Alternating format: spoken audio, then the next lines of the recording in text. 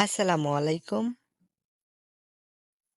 আজকে আমরা কোরবানিকে ঘিরে 10টি প্রশ্ন আলোচনা করব। প্রিয় দর্শক, আজকের প্রথম প্রশ্ন: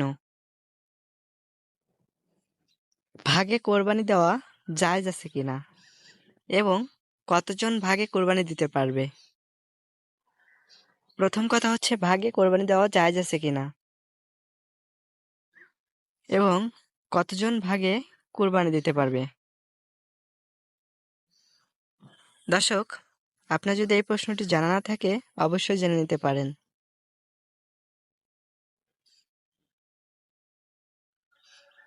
দর্শক, আপনি কি এই প্রশ্নের উত্তর দিতে পেরেছেন? সঠিক উত্তর হবে বড় বড় পশু ভাগে কুরবানি দেওয়া যাবে এবং সেটা 7 ভাগ পর্যন্ত দেওয়া যাবে।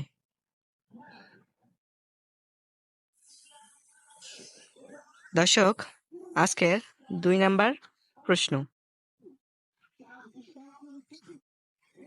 কোরবানির ভাগে জোড় না বিজোড় হতে হবে? আমরা অনেক সময় অনেক চিন্তা করি যে আমরা যে কুরবানি দিব এই কুরবানির ভাগে জোড় না বিজোড় হতে হবে, যেমন 3 ভাগ, 5 ভাগ, 7 ভাগ, এভাবে। আসলে কোনটা সঠিক? আপনার যদি জানা থাকে তাহলে অবশ্যই কমেন্ট করবেন। সঠিক হতে হবে কোরবানির ভাগে জোড় অথবা বিজোড় 2 ভাবেই হওয়া যায়, কোনো প্রকার সমস্যা ছাড়া। দর্শক, আজকের 3 নাম্বার প্রশ্ন: কোরবানির পশু ক্রয় করার পর ভাগের সংখ্যা বাড়ানো যাবে কিনা? ধরুন আপনি কোরবানির পশু কিনে ফেলছেন, তো এখন ভাবতেছেন আপনি 2 জনে কিনছিলেন, এখন ভাবছেন 3 জন অথবা 4 জন ভাগী বাড়াবেন আর কি। তো কোরবানির পশু ক্রয় করার পর ভাগের সংখ্যা বাড়ানো যাবে কিনা এটা অনেক সময় চিন্তা ভাবনা করেন। সঠিক উত্তর হবে যে অবশ্যই ভাগের সংখ্যা বাড়াতে পারবেন, এতে কোনো প্রকার সমস্যা হবে না। দর্শক, আজকের 4 নাম্বার প্রশ্ন: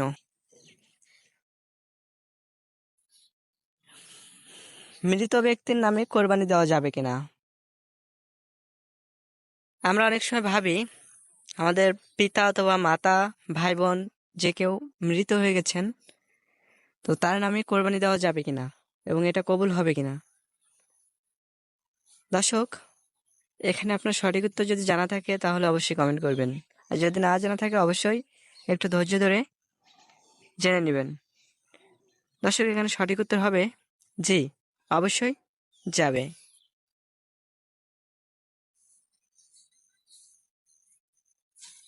আজকের 5 নাম্বার প্রশ্ন: কোরবানির পশু জবেহ করার আগে ভাগীদারের অথবা ভাগীদারদের নাম উল্লেখ না করলে কোনো সমস্যা হবে কিনা? এখানে কথা হচ্ছে কোরবানির পশু জবেহ করার আগে ভাগীদারদের নাম উল্লেখ না করলে কোনো সমস্যা হবে কিনা।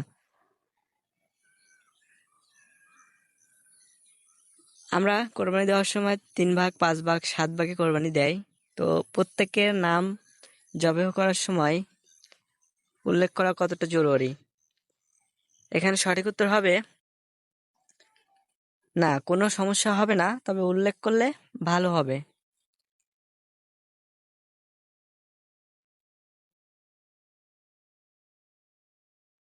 আজকের 6 নম্বর প্রশ্ন: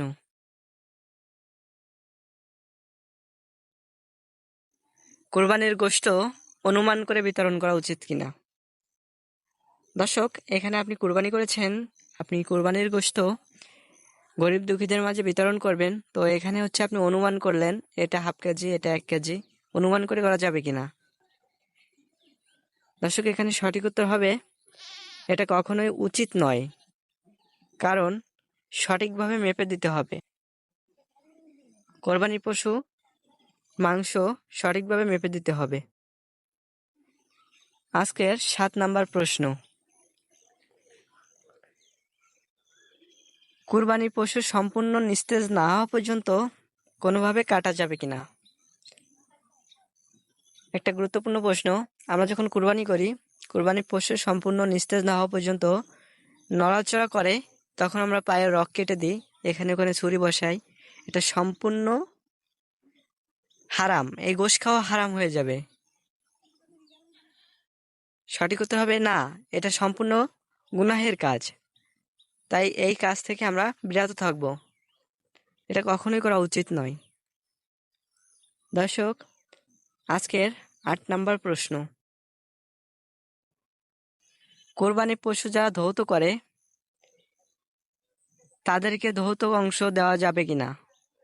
আসলে এখানে বোঝানো হয়েছে কোরবানি পশু যে ভুঁড়ি থাকে, এই ভুঁড়ি যারা ধৌত করে ওই ধৌত করা অংশ দিয়ে তাদেরকে ঋণ শোধ করে দেওয়া যাবে কিনা। দর্শক, এখানে সঠিক উত্তর হবে দেওয়া যাবে না, কারণ তাদেরকে টাকা দিতে হবে।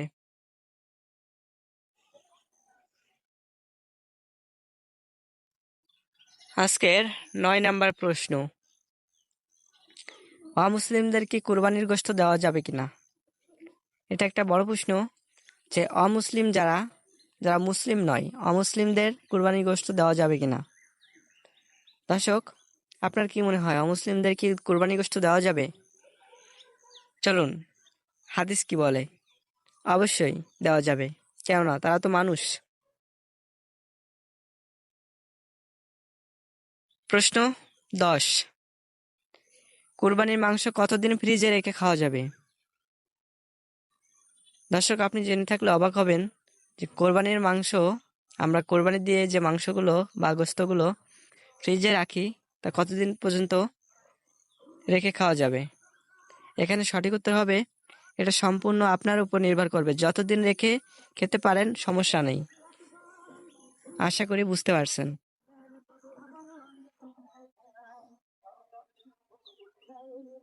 সকলকে অসংখ্য ধন্যবাদ ভিডিওটি সম্পূর্ণ দেখার জন্য। আমাদের পরবর্তী ভিডিও পেতে অবশ্যই চ্যানেলটি সাবস্ক্রাইব করে পাশে থাকা বেল আইকন অল করে দিবেন।